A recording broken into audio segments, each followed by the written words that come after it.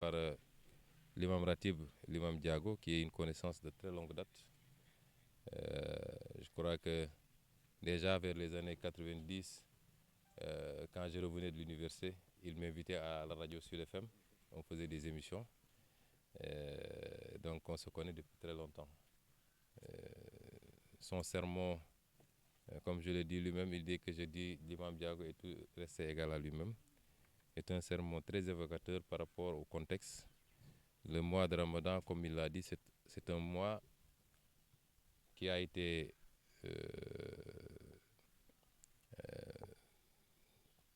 décrété par le Seigneur, non pas pour faire mal, pour affamer les gens, mais il y avait un objectif, c'est nous ramener à lui par la piété, le taqwa comme il l'a dit.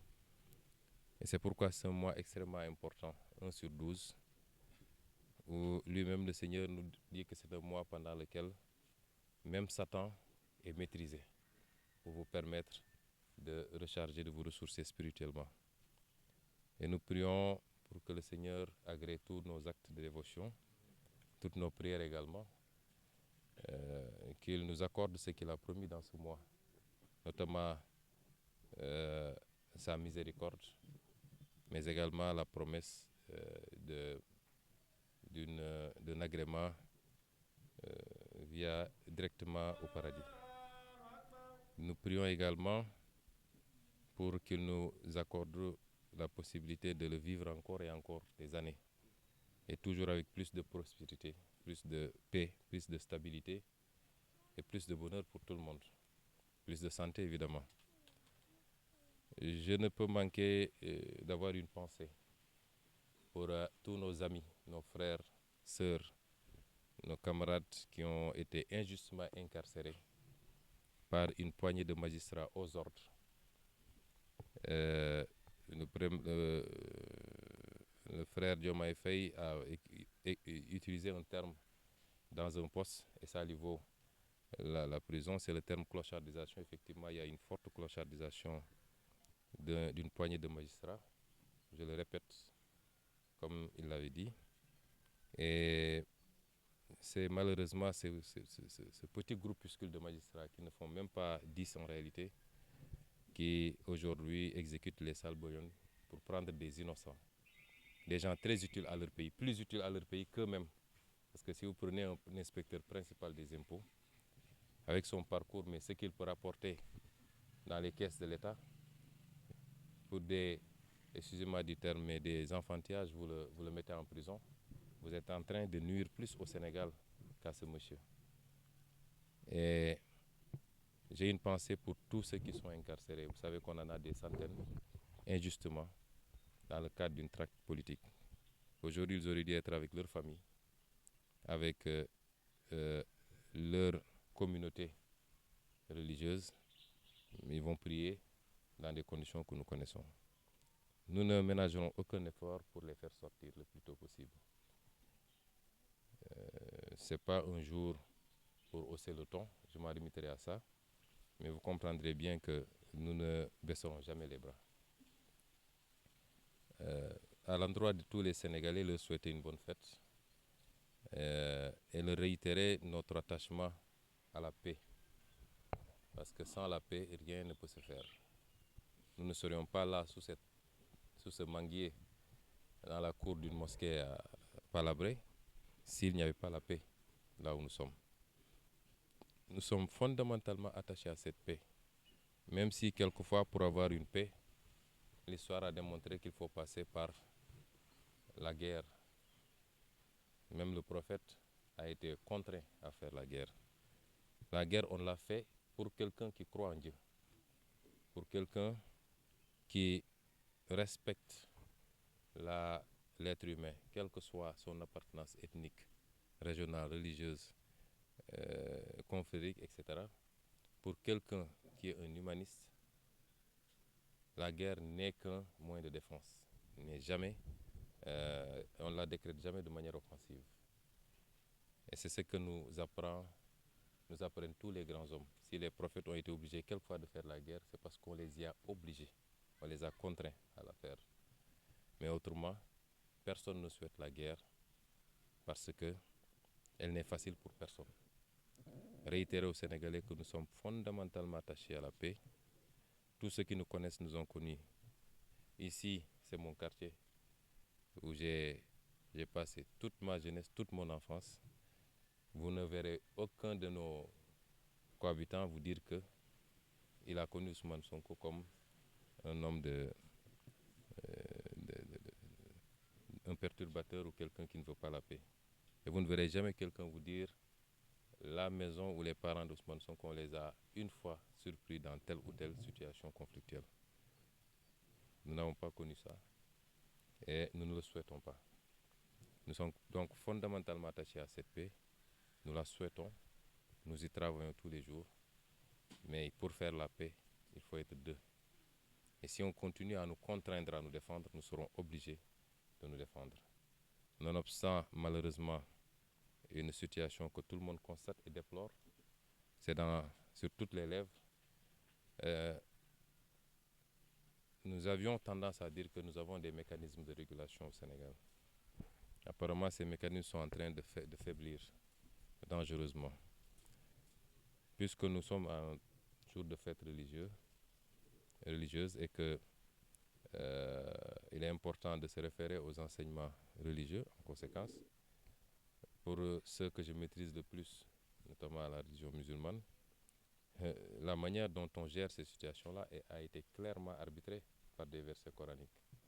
On nous dit que s'il y a deux parties qui s'affrontent, les autres ont l'obligation d'arbitrer, de commencer d'abord par essayer de concilier et de réconcilier les gens. Mais s'ils se rendent compte qu'il y a une des parties qui ne pose pas problème et qu'il y a une autre partie qui continue à vouloir créer les conditions du conflit, il est important que tous le rappellent à l'ordre et s'ils refusent, que tous se liguent pour le combattre jusqu'à ce qu'ils reviennent à la raison.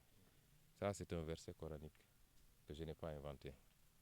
Et tout le monde sait ce qui se passe dans ce pays. C'est à sens unique.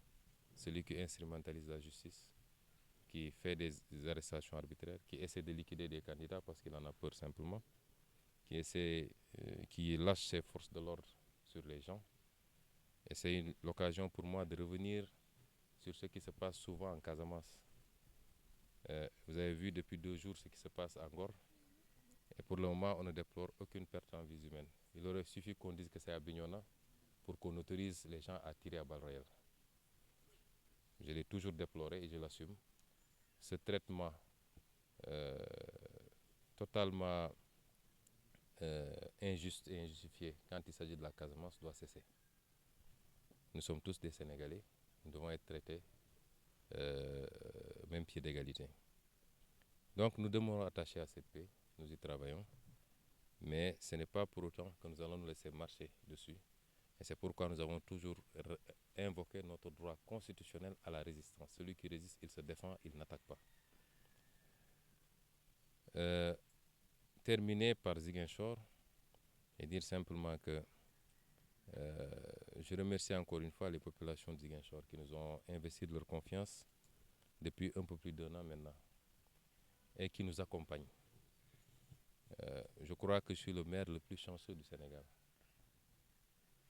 C'est parce que d'abord la population ziguinchoroise fait bloc derrière nous, indépendamment des petites gesticulations politiciennes.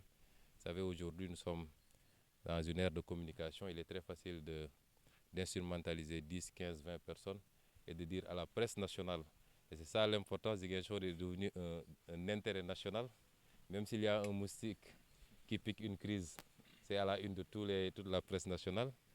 C'est très facile de mobiliser quelques personnes pour leur dire allez faire brassard rouge, allez crier, allez, etc. Et pour dire après, oui, même dans sa mairie, il a des problèmes.